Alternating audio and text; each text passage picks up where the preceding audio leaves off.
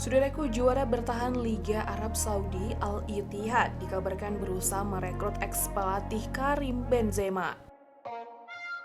Pelatih yang dimaksud adalah Jolan Lopetegui, pelatih yang pernah 3 bulan menangani Real Madrid termasuk Karim Benzema pada tahun 2018.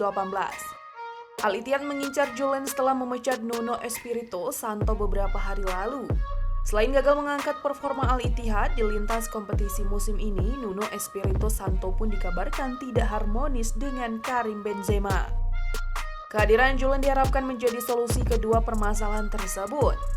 Sang pelatih berpengalaman menangani pemain-pemain bintang karena juga pernah menangani timnas Spanyol dan Sevilla.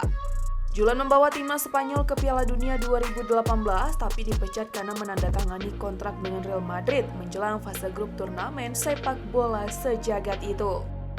Di level klub, Jolan mengantarkan Sevilla juara Liga Eropa UEFA musim 2019-2020.